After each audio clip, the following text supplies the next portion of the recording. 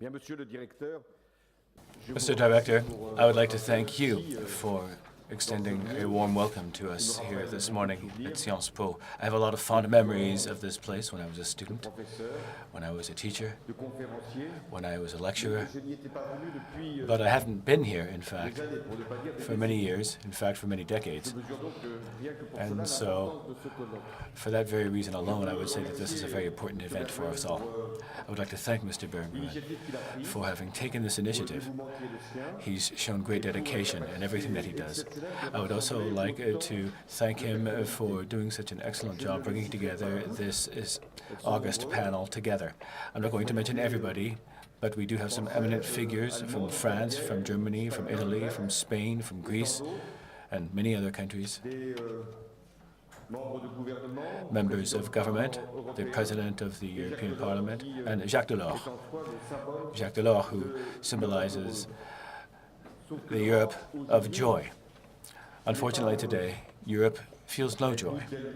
Europe is racked by doubt. It is enduring a very long crisis, a recession, and is actually wondering whether Europe has any meaning at all. And yet that is the meaning of your gathering here today. How can we define new stages ahead for Europe? How can we restore confidence in the institutions that haven't really been welcomed by the public, by the governments that have many improvements introduced? How can we better utilize the existing policy tools that we have within each nation, of course, but also within Europe? Europe is our goal, and these are the things that we're trying to do. Over the last year, progress has been made undeniably. The Eurozone was perceived as being on the brink of collapse. And we can't really say that things have returned to normal, but things have been stabilized. There were countries that seemed extremely risky, and we wondered whether or not some of them, at least, really had their rightful place in the monetary union, and yet they're still with us. We've also seen some spectacular recoveries when it comes to fiscal consolidation, but this has come at a heavy cost. Austerity measures, which has taken their toll on the peoples of Europe. New instruments have been developed. The European Central Bank has redefined its own purview and its own approach, and to a certain extent markets have returned to calm waters. And I would say that there is an emerging sense of confidence. And this has made it possible for the European Commission to correct some of its forecasts without this being seen as a change of policy. And so we have grounds for being happy today, for feeling reassured, and to be firm in our conviction that we're on the right track. And I would say that we have made a major step forward since we've deepened the economic and monetary union. But given that our continent, generally speaking, is enduring this recession, and the Eurozone has, for the last 3 years almost, experienced flat growth, and the individual member countries themselves, some of them have seen their credit rating go down, and unemployment levels have reached exceptionally high levels, especially for young people. And this is why it's important for us and timely that we start thinking about the next step ahead. Now, what's our priority today? It's a return to growth and job creation, but in particular of hope. Now, each state has to shoulder its own responsibilities, and it would be far too easy to repeat the mistakes of the past and always say that Europe is to blame, when in fact we are those who have to take the initiative, who have to effect a change, especially when it comes to fiscal consolidation, improving competitiveness, supporting innovation, investing in knowledge. We can't expect Europe to do our job in our stead. It is our responsibility. Or at least it should have been the responsibility that countries such as France should have been shouldering for many years now. But at the same time, we also know that the best policies in each country cannot automatically lead to the best outcomes at European level. So what we need another level of initiatives that are tailor-made for Europe. And this is why I've suggested one proposal calling for the strengthening of economic governance in Europe. Now, this is not a novel idea. Jacques Delors himself brought this proposal to the table when the euro was introduced, and it was understood that alongside the European Central Bank, there should be a European economic governance body and to coordinate economic policies and to make sure that countries that have a surplus can give a boost to domestic demand, and for those who are lagging behind, it can be given the time and the necessary incentives in order to settle their trade imbalances, for example. Harmonizing standards, especially when it comes to social policies. Now, this entire set of policies is something that we need now more than ever. And when it comes to economic governance, we should go even further. We should be talking about a European budget that with the powers to levy taxes. Now, some people are very worried about this. They're saying that we're going to be subtracting things from the European budget as approved by the European Parliament. But we're not talking about that. We could create specific funds for the Eurozone that are replenished out of taxation. There are 11 countries that have decided to introduce a new tax in Europe. France and Germany as well. We should think about the best way that we can use these levies for a European fund to implement specific policies, and for example, youth unemployment policies. So economic governance, budgetary powers, and afterwards, of course, we have all those other issues that are still debated at European level. The possibility of borrowing money. Sometime down the road, once the European Monetary and Economic Union has been strengthened, this proposal will certainly come back to the table. But we also have to ensure that we have a strategy for investment, especially when it comes to the transition in the energy sector. This is something that the European Council itself has been working on this past month. So we have to take initiatives. These initiatives are essential for us to give the Eurozone greater growth over the medium and long term. Investment in R&D, in innovation, a strategy for investment, economic governance. These are all the things I've already mentioned. But before we even move on to the stage of political union that will perhaps be the culmination of the initiative that I have already proposed, we still have to take steps in the here and now. The situation is urgent. There are 6,000 unemployed young people in Europe. When you look at the figures more closely, you see that there are practically 14 million who have no job, who are not in school, who are not in an apprenticeship. These people are waiting for a response from us, a response based on solidarity. Let's call it the post-crisis generation. The post-crisis generation will, forever after, be holding today's government responsible for their plight. Remember the post-war generation, my generation? Europe showed us the support and gave us the support we needed, the hopes that we could cherish, the hopes that we could find a job after finishing school and to succeed in life. Can we be responsible for depriving today's young generation of this type of hope? Imagine all of the hatred, all of the anger.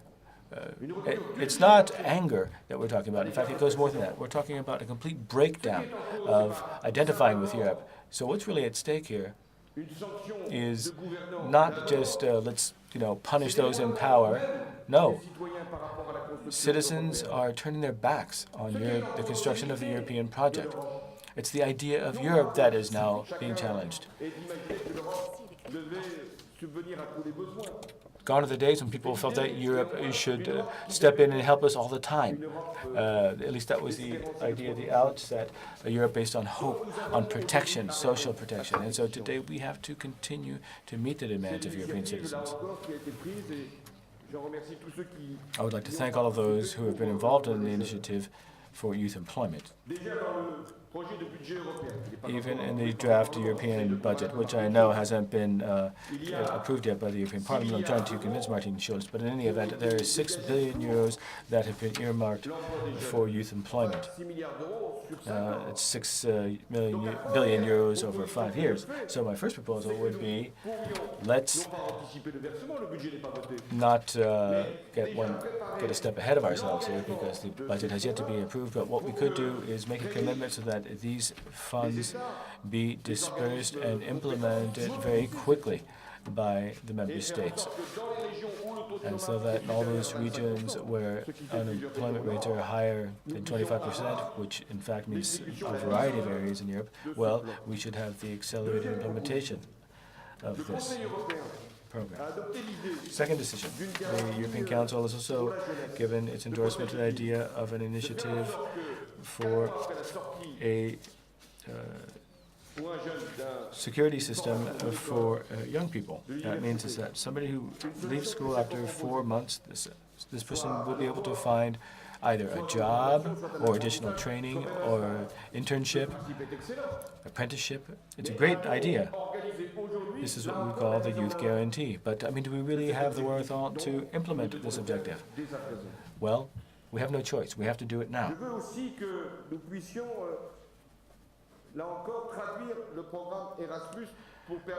I would also like to see the Erasmus program modified so that it's open to all young people, not just university students, but people in apprentices, etc. This would be a major revolution.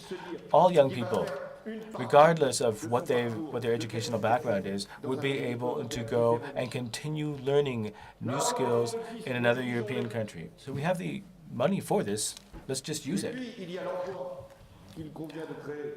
And then employment and job creation, because no matter what we do, I mean, we've seen this in France before with a variety of different governments that have been introduced over the years, and our current Minister of Labour is trying to introduce even further measures to support job creation.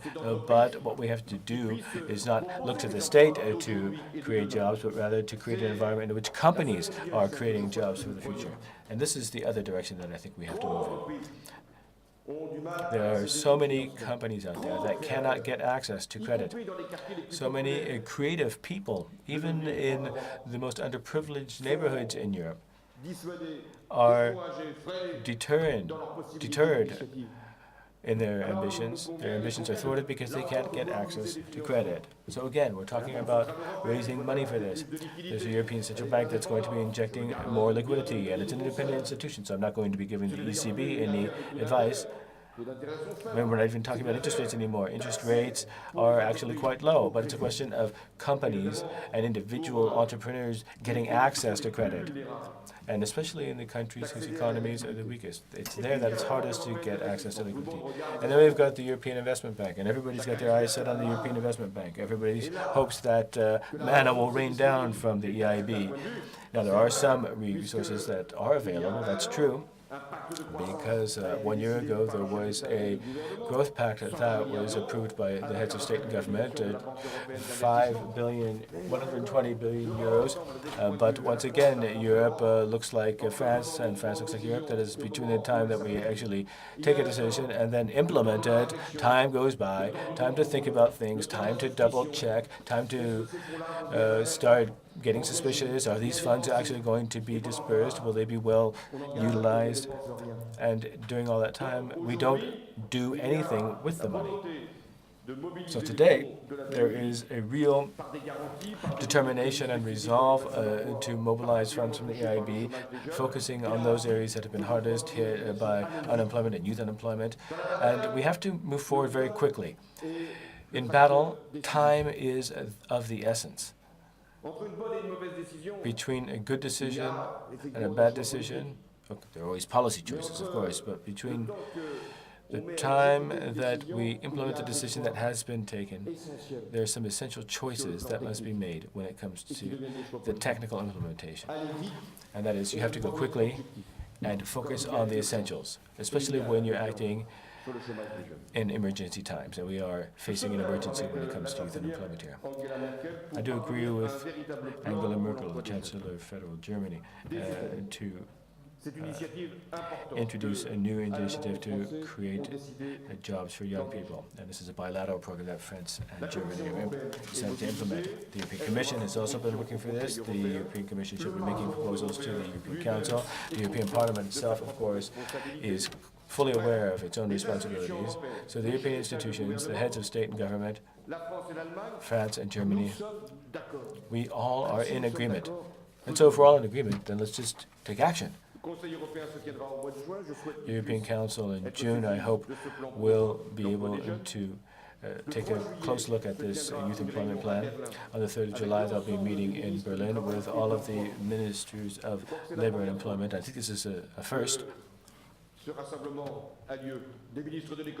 Ministries of economics and finance meet on a regular basis for each of them. Perhaps the ministers of labor, perhaps this will give us some fresh ideas. So that's on the 3rd of July. Angela Merkel shall be chairing that meeting. I shall also be in attendance.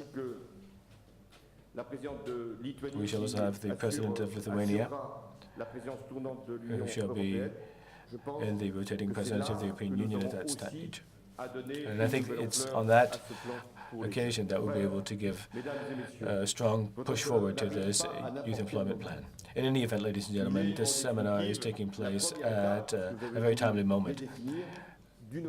You will be starting to map out the next steps ahead in our offensive to create jobs for young people.